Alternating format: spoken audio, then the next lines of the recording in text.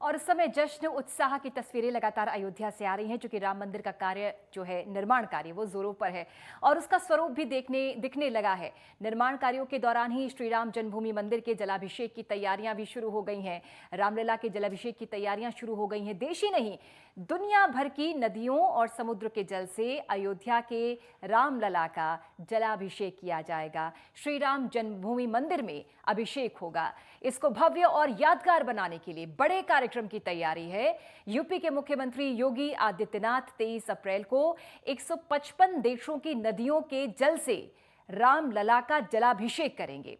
श्री राम जन्मभूमि तीर्थ क्षेत्र ट्रस्ट के महासचिव चंपत राय ने कहा, विजय जौली की अगुवाई में एक टीम 155 देशों की नदियों का पानी लेकर आएगी, यूपी के सीएम योगी आदित्यनाथ को सौंपेगी।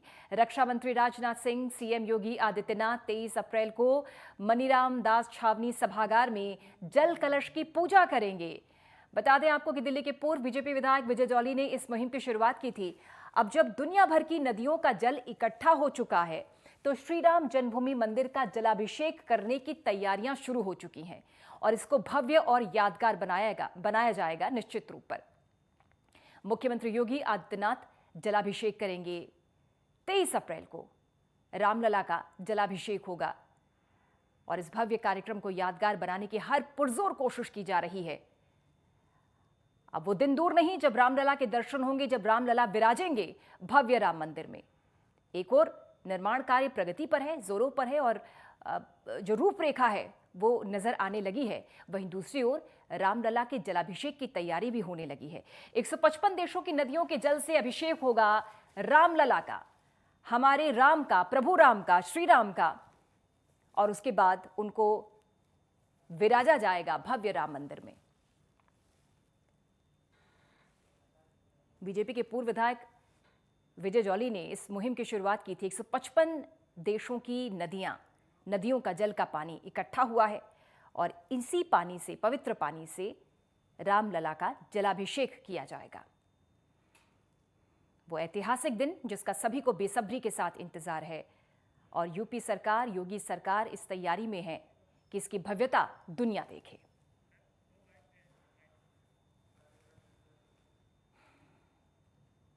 दो 2020 को जब माननीय प्रधानमंत्री जी आए थे पूजन करने या कार्य आरंभ करने, तो हमने भारतवर्ष के कार्यकर्ताओं को कहा था, अपने अपने क्षेत्रों की पवित्र नदियों से जल और अपने अपने क्षेत्रों के प्रमुख स्थानों का, पवित्र स्थानों का रज, मिट्टी अयोध्या लेकर आए। लगभग 1000 स्थानों से जल और रज आया था। अंडमान निकोबार से भी आया था, गंगा सागर से भी आया था और वो जल से उस स्थान को सिंचित किया गया था। आज लगभग 155 देशों का जल आपने एकत्र कर लिया है। तो ये 155 देशों का जल अप्रैल में 23 तारीख को आएंगे। जल मुझे ट्रिनिडाड टोबैगो से भी मिला, सूरीनाम से भी मिला, मॉरिशस से भी मिला, फिजी आइलैंड से भी मिला, चाइना से भी मिला, यूक्रेन और रशिया जो आपस में द्वंद्व और युद्ध कर रहे हैं उन दोनों देशों से भी मिला। लेकिन मुझे आशा थी कि मुझे पाकिस्तान से जल बड़ी सहजता से मिलेगा, लेकिन जब हमने पाकिस्तान में अपने मित्रों से बात की, उन्होंने हिंदुओं के उत्पीड़न की बात उठाई और उन्होंने उस जल को भेजने में अपनी असमर्थता दर्शाई। लेकिन मैंने उनको कहा कि there is no word by the name of no in the dictionary of doctor Vijay Jolly. मैं पाकिस्तान के अपने उन हिंदू मित्रों और भाइयों को प्रणाम करता हूं जिन्होंने सार्थकता से, सजगता से, सक्रियता से उस जल को, पाकिस्तान के रावी नदी के जल को पाकिस्तान से पैक करके दुबई भेजा और दुबई से मैंने उसको भारत में मंगवाने में सफलता हासिल की। तो हम सभी के चेहरे पर सहज मुस्कुराहट है। वजह यह है कि वो पावन समय आने वाला है जब रामलला भव्य मंदिर में विराजेंगे। उनके जलाभिषेक की तैयारी भी भव्य रूप से की जा रही है। हमारे साथ जगत गुरु परमहंस आचार्य जी इस समय मौजूद हैं अयोध्या से, और राजकुमार हमारे वरिष्ठ सहयोगी भी हमारे साथ। आचार्य, सबसे पहले आपको नमन करते हुए, आप तक मेरी आवाज पहुंच रही है आचार्य जी? जी आचार्य जी, बहुत बहुत प्रणाम आपको नेटवर्क 10 के माध्यम से। मैं कॉल नहीं कर रहा था।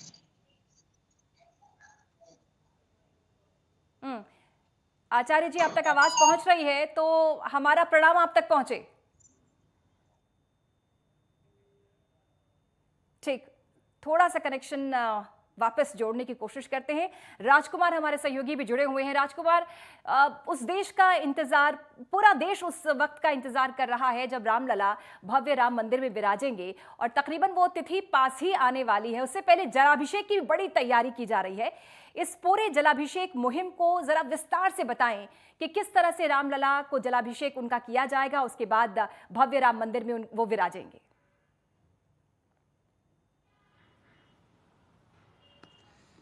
बिल्कुल पूजा, जा पर कृपा राम की होई ताप ही कृपा करहीं सब कोई। मर्यादा पुरुषोत्तम भगवान राम को हिंदुस्तान में अपने एक अलग व्यक्तित्व के लिए जाना जाता है, जिन्होंने समाज को, देश को एक जीने का संस्कार दिया, एक तरीका दिया कि किस तरीके से जिया जाता है और किस तरीके से एक मर्यादाओं में रहकर अपने कर्तव्यों का निर्वहन किया जाता है, चाहे वो पारिवारिक चीज़ें हों, चाहे वो राजनीतिक चीज़ें हों, चाहे रावण का संहार करना हो। तमाम तरीके की जो व्यवस्थाएं हैं वो चली आ रही हैं उनके उससे जुड़ी हुई, और उससे कहीं ना कहीं हमारी जो युवा पीढ़ी है, हमारी जो नई पीढ़ियां हैं, वो उससे कहीं ना कहीं एक आगे के संस्कार लेती हैं और जीने का तरीका सीखती हैं।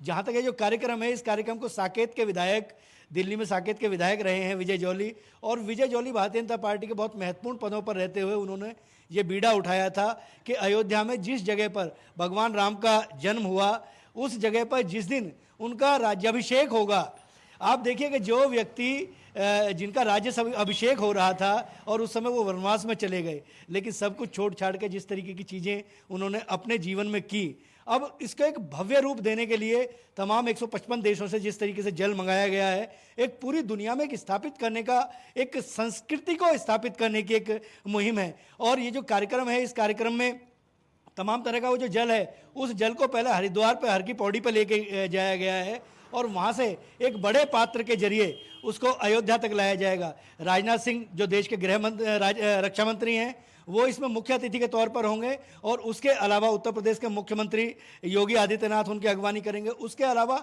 155 देशों के जो राजदूत हैं, जो राजनयिक हैं, और वहाँ जो हमारे भारतीय मूल के जो लोग रहते हैं, उनको भी इसमें आमंत्रित किया गया है। इस कार्यक्रम को एक भव्य कार्यक्रम और एक बेहतर, एक सकारात्मक सोच के साथ लोग यहाँ से एक प्रण लेके जाएं, ताकि भगवान राम के तरह से जीने का एक उन्हें मौका मिले, एक आध्यात्म मिले, और ये एक स्थापित हो सके कि जिन प्रभु राम के संस्मरण को लेके हम आगे बढ़ते हैं, उनका राज्याभिषेक किस तरीके से होगा, जिस तरीके से उनकी मूर्ति वहाँ पे स्थापित की जाएगी, तमाम तरह की व्यवस्थाएं चलनी है, चाहे वो विश्व हिंदू परिषद की बात कर लें, चाहे राष्ट्रीय स्वयंसेवक संघ की बात कर लें, भारतीय जनता पार्टी सहित तकरीबन 1 दर्जन से ज़्यादा जो संगठन है जो इस कार्यक्रम में लगे हुए हैं, और इसको एक भव्य रूप देने के लिए एक व्यवस्था की जा रही है। लेकिन बड़ी बात यह है कि समुद्र से भी इसके लिए जल लाया गया है, और 155 देशों से जो जल लाया गया है उसको हरिद्वार में हर की पौड़ी पर पवित्र करने के बाद यहाँ पर लेके जाया जाएगा, और इसमें तमाम 155 देशों के जो लोग आएंगे, वो कहीं ना कहीं एक आस्था का एक समागम अयोध्या में होगा। और उसके लिए कहीं ना कहीं भारतीय जनता पार्टी के अलावा उत्तर प्रदेश सरकार, क्योंकि 155 देशों में जब इसका लाइव प्रसारण होगा, और वहाँ पर बैठे हुए हिंदुस्तान के मूल के निवासी, जो भारतीय मूल के निवासी होंगे, उनके अंदर एक ऊर्जा कहीं ना कहीं संचार करेगी। क्योंकि आज अगर दुनिया के किसी भी देश को देखें तो वहाँ कहीं ना कहीं ब्रेन हिंदुस्तान का ही काम करता है, और वो कहीं ना कहीं राम के वंशज हैं। क्योंकि हिंदुस्तान में अयोध्या में जिस तरीके से ये जो भव्य कार्यक्रम किया जा रहा है, इसको एक मूर्त रूप देने की व्यवस्था है, और इस पर तमाम तरह के, और बहुत खास बात यह है कि जो विरोधी दल हैं उनके नेताओं को भी इसमें आमंत्रित करने की एक व्यवस्था की जा रही है। जी पूजा। राजकुमार, 155 देशों की नदियों का जल इकट्ठा करना निश्चित तौर पर एक बड़ी मुहिम है और ये इतना सरल नहीं रहा होगा।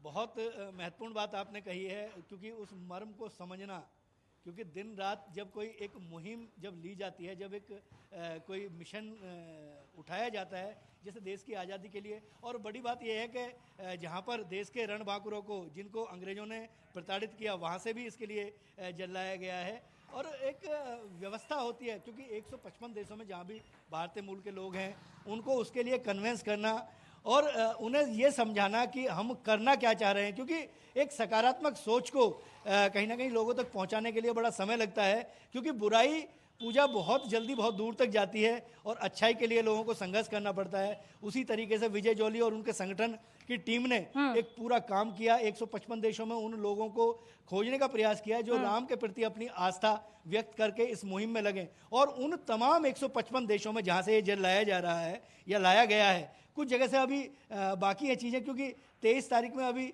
थोड़ा सा समय है। और इस व्यवस्था को लेकर अयोध्या में तमाम तरह के पंडाल सुरक्षा व्यवस्था को लेकर किस तरीके की पूरी व्यवस्था तैयारियां जानेंगे जब समझेंगे आपसे राजकुमार। तैयार किया जा रहा है। ठीक, वो तैयारियों के बारे में आपसे विस्तार से जानेंगे, लेकिन हमारे साथ अयोध्या से जगत गुरु परमहंस आचार्य जी भी जुड़े हुए हैं। आचार्य जी प्रणाम, आपको बहुत स्वागत है नेटवर्क 10 के इस मंच पर।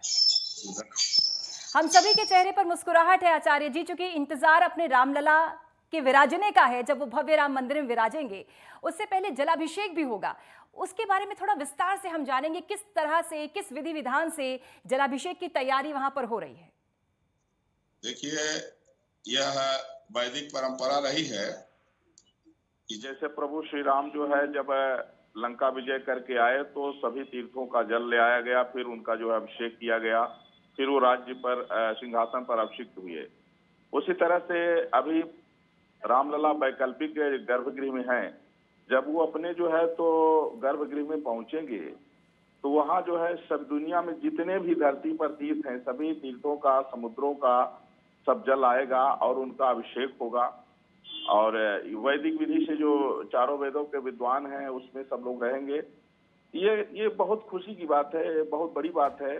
साथ ही साथ में श्री राम जन्मभूमि तीर्थ क्षेत्र ट्रस्ट की एक बड़ी जिम्मेवारी बनती है कि इसमें बड़े बड़े धर्माचार्यों और वैदिक विद्वानों का जो है तो उनसे सुझाव भी प्राप्त करेंगे, क्योंकि कोई काम ये लोग ऐसा कर जाते हैं अपने मन से कि जो अशास्त्रीय होता है।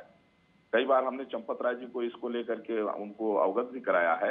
इसमें यह भी होना चाहिए कि जो ये सभी नदियों का, समुद्रों का, ये सब दुर्गम स्थानों से जो जल आ रहा है तो प्रभु रामलला का अभिषेक करके और कुछ बचा हुआ जल जो है तो एक जगह वो ऐसा करें कि जो एक भक्ति संगम के नाम से जाना जाए और सदियों तक वो एक तीर्थ के रूप में रहेगा कि जो लोग रामलला का दर्शन करेंगे वो थोड़ा सा भक्ति संगम का भी जल जो है तो लेकर के घर जाएंगे। ये एक बहुत बड़ी बात है और एक बहुत बड़ी उपलब्धि है। जैसे प्रभु श्री राम के लिए एक बार गए थे तो जब वो प्रभु श्री राम नहीं लौटे चित्रकूट से तो वो जल को ले आके चित्रकूट में एक कुआं में डाल दिया गया जिसको भरत कूप के नाम से आज जाना जाता है। वहां सभी तीर्थों का जल एक जगह जो है तो है। तो इसी तरह से इस बार जो है इसकी तैयारियां बहुत जोर शोर से हो रही हैं और मैं चाहता हूं कि श्री राम जन्मभूमि तीर्थ क्षेत्र ट्रस्ट इस पर बहुत गंभीरता के साथ जो हमारी शास्त्रीय विधि है, क्योंकि हमारे यहाँ बताया गया है तस्मात् छात्रम प्रमाणम से कार्य व्यवस्था, क्या करना चाहिए, कैसे करना चाहिए, क्या नहीं करना चाहिए, ये हमारी भारतीय संस्कृति में से शास्त्र प्रमाण होते हैं। और शास्त्र प्रमाण में जो उसको शास्त्र को जानने वाले लोग हैं, बड़े बड़े विद्वानों को उनकी राय जरूरत है और बड़े बड़े संतों की राय जरूरत है। इसलिए ये बहुत बड़ा कार्य होने जा रहा है। यह राम मंदिर जो है, राम मंदिर के साथ साथ यह राष्ट्र मंदिर है, क्योंकि मर्यादा पुरुषोत्तम प्रभु श्री राम हमारी संस्कृति के आदर्श हैं। हमारे प्रभु श्री राम जो है ये 11,000 वर्षों तक ये राज किए हुए हैं। कहते हैं भूमि सप्त सागर मेखला एक भूप रघुपत कौशला। उस समय प्रभु श्री राम जब चक्रवर्ती सम्राट थे, पूरे भूमंडल के जो है नेतृत्व करते थे। जितने भी छोटे छोटे राज थे और जो राजा लोग थे, चाहे वो हॉलैंड, पोलैंड, इंग्लैंड जितने भी थे, ये सब लोग आके नतमस्तक हुआ करते थे। हमारा भारत इसीलिए विश्व गुरु था और वो फिर से जो है भारत विश्व गुरु पद पर प्रतिष्ठित होने जा रहा है। दुनिया में विश्व शांति का संदेश आज भी भारत से ही जाता है। और दुनिया में है क्या? दुनिया में जो है नफरत और आतंकवाद के अलावा और कुछ नहीं है। मानवता का संदेश भारत से ही जाता है। इसलिए यह जो है रामलला जब अपने जो है मुख्य राम मंदिर में विराजमान होंगे, वह जो अलौकिक अद्भुत घड़ी होगी, मैं समझता हूं कि उसका जो बेसब्री से हम लोग इंतजार कर रहे हैं, धीरे धीरे वो क्षण आता जा रहा है। लगभग 80% राम मंदिर तैयार हो चुका है। तो इसको बड़े ही गंभीरता के साथ में और बड़े विद्वानों से जो है राय लेकर के, संतों का समादर करके और इस महोत्सव को अभी से इसकी तैयारियां करने की, इस बार राम पूजा जी, इस बार राम नवमी पर रिकॉर्ड तोड़ भीड़ थी। यहाँ 25 लाख से ज्यादा श्रद्धालु इस बार अयोध्या पहुंचे थे।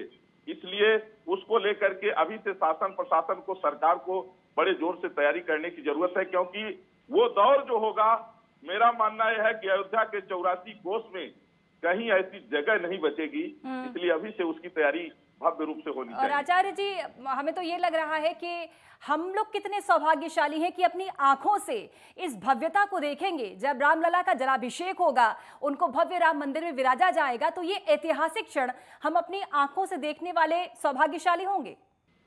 बिल्कुल पूजा जी, आप सही कह रही हैं कि यह बड़ा अद्भुत क्षण होगा और वास्तव में इससे बड़ी कोई खुशी नहीं हो सकती है भारतवासियों के लिए, राम भक्तों के लिए।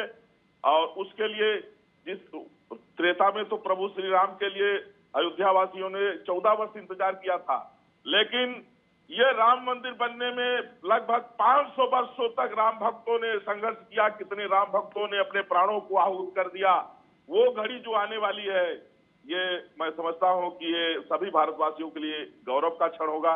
इससे बड़ी खुशी और कुछ नहीं हो सकती। और ये ऐतिहासिक आचार्य, जैसा आप कह रहे हैं कि राम मंदिर नहीं, ये राष्ट्र मंदिर है।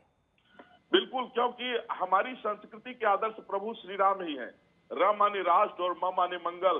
राष्ट्र का मंगल प्रभु श्री राम से ही है। आज तक कोई भी ऐसा एग्जाम्पल नहीं दे सकता है मानवता का, संबंधों का। केवल प्रभु श्री राम ने ही दिया कि भाई भाई का क्या प्रेम होना चाहिए, पिता पुत्र का क्या प्रेम होना चाहिए, हमारा समाज के प्रति क्या कर्तव्य है, हमारा राष्ट्र के प्रति क्या कर्तव्य है।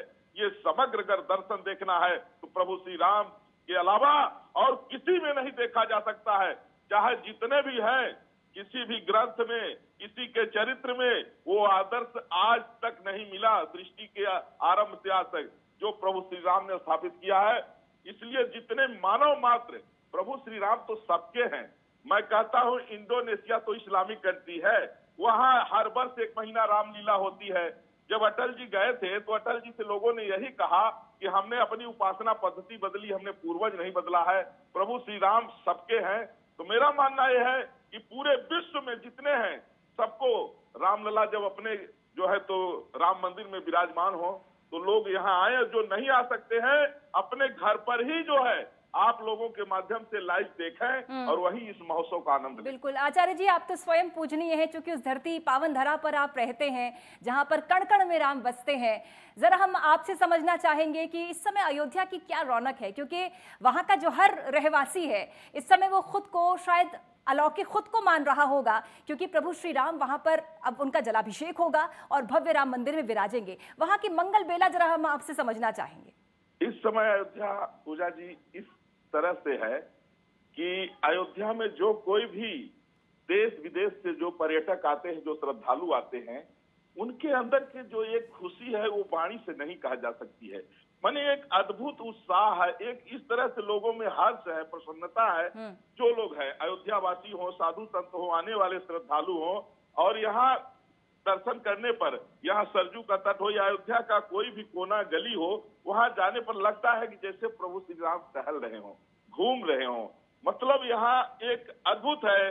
मैं कहता हूँ कि दुनिया में ऐसी कोई जगह नहीं है, और दुनिया में जितने लोग हैं सब लोगों को अयोध्या आना चाहिए। और जो लोग अयोध्या आ रहे हैं उनको लगता है कि वास्तव में मानव जीवन अब सार्थक हो गया यहाँ आने के बाद। और खास तौर पर जो इस समय अयोध्या का स्वरूप है, ये बड़ा विलक्षण है। और लोग जो आ रहे हैं उनसे पूछा जा सकता है। हम लोग तो यहाँ रहते हैं, हमने राम मंदिर की अंतिम लड़ाई लड़ी। लगभग 500 वर्षों तक जो राम मंदिर का आंदोलन हुआ, उसका निर्णायक आंदोलन हमने किया था जब योगी जी ने हमारा अनशन तोड़वाया था। तो अब हम लोग तो क्या कहें, हम लोगों को तो ये लग रहा है कि जैसे प्रभु श्री राम जो है उन्हीं के बीच में हम लोग जो है ये स्थिति हो गई है अयोध्या में कि जैसे समझे त्रेता युग आ गया हो। राजकुमार, शायद आचार्य जी को आप भी सुन रहे होंगे और जो वो बता रहे हैं वो हम लोग शायद आत्मसात करके खुद को भी रौनक से भरा हुआ मान सकते हैं। राजकुमार, बिल्कुल पूजा, निश्चित तौर पर जिस दिन राम मंदिर की आधारशिला रखी गई थी, एक गाना बड़ा शानदार था कि सजा दो घर को दुल्हन सा मेरे सरकार आए हैं। तो उसमें प्रधानमंत्री नरेंद्र मोदी और उत्तर प्रदेश के मुख्यमंत्री योगी आदित्यनाथ जिस तरीके से चल रहे थे, उस तरीके से उसकी जो आधारशिला रखी जा रही थी, एक सकारात्मक सोच कहीं ना कहीं हर व्यक्ति के मन में एक स्थापित हो रही थी। और जिस तरीके से आचार्य जी ने कहा कि राम जो है वो विचार हैं, राम जो है उन्हें महसूस किया जा सकता है। तो पूरी दुनिया जो है, दुनिया के 155 देशों के जो लोग आ रहे हैं, वो एक हिंदुस्तान को एक अतिथि देवो भव, क्योंकि यहाँ जो आने वाले अतिथि हैं उनको किसी तरीके की कोई दिक्कत परेशानी ना हो, इसके लिए सरकार ने एक टास्क टीम का गठन कर दिया है। और उत्तर प्रदेश के मुख्यमंत्री योगी आदित्यनाथ और शीर्ष जो अधिकारी हैं वो लगातार एक ब्लूप्रिंट तैयार कर रहे हैं। आसपास के तकरीबन 10 जनपदों की पुलिस को वहाँ पर सुरक्षा व्यवस्था के लिए लगाया गया है, क्योंकि किसी भी यज्ञ में विघ्न की बहुत संभावना होती है और यहाँ कोई विघ्न ना पड़े, इसको लेकर भी सरकार पूरी तरह से संजीदा है। उसके अलावा भारत सरकार के गृह मंत्रालय के अलावा राष्ट्रीय सुरक्षा सलाहकार, क्योंकि ये एक ऐसा इवेंट है, मतलब इसको इवेंट ना कहा जाए, मैं गलत शब्द का इस्तेमाल शायद कर गया हूँ, मुझे उसमें अपने सुधार करना चाहिए। ये एक ऐसा उत्सव है कि जिस तरीके से भगवान राम का अभिषेक वनवास से आने के बाद 14 साल, आप सोच के देखिए, आप महसूस करके देखिए कि किसी एक व्यक्ति का राज्याभिषेक होने वाला हो और वो वनवास के लिए चल दे सब कुछ छोड़ के, और नंगे पैरों, मतलब जो मखमल पे कभी उन्होंने अपने पैर रखे हों और उन कांटों में उन्होंने अपना जीवन व्यतीत किया हो लोगों के दुखों को हरने के लिए, लेकिन मर्यादाओं को कभी छोड़ा नहीं। और उन मर्यादाओं के बाद अब एक बार फिर नए सिरे से अपने जन्म स्थान पर वो स्थापित होंगे और एक जीवंत चीज़ें होंगी। तो इस ये जो कार्यक्रम है, इस कार्यक्रम को एक बहुत बेहतरीन और अद्भुत कार्यक्रम बनाने के लिए, जिस तरीके से आचार्य जी ने कहा कि जो लोग इसमें लगे हुए हैं, उसके अलावा जिस तरीके से 155 देशों का जो जल है वो लाया गया है, सरकार के ऊपर भी बहुत जिम्मेदारियां हैं और हर एक व्यक्ति, हर एक अयोध्यावासी अपने आप को राम महसूस करे, इसके भी पूरी व्यवस्था की जा रही है। अब सुबह शाम जिस समय मंदिरों में वहाँ पे राम के भजन आएंगे, राम के भजनों को सुना जाएगा, तो एक सकारात्मक ऊर्जा का कहीं ना कहीं संचार होगा पूजा, और उसके लिए अयोध्या निश्चित तौर पे एक देव नगरी के तौर पर स्थापित होगा पूरी दुनिया में। जिस तरीके से कहा है कि राष्ट्र नहीं, ये अंतर्राष्ट्रीय स्तर पर एक ऐसा राम का मंदिर स्थापित होगा कि जो दुनिया के इतिहास के पन्नों में, क्योंकि अगर इतिहास के पन्नों को पलटते हैं तो हमें कहीं ना कहीं अतीत को भी देखना होगा। अटल बिहारी वाजपेयी जी का वो बयान बड़ा महत्वपूर्ण लगता है कभी कभी कि वो नुकीले पत्थर हैं, उनको समतल करना होगा।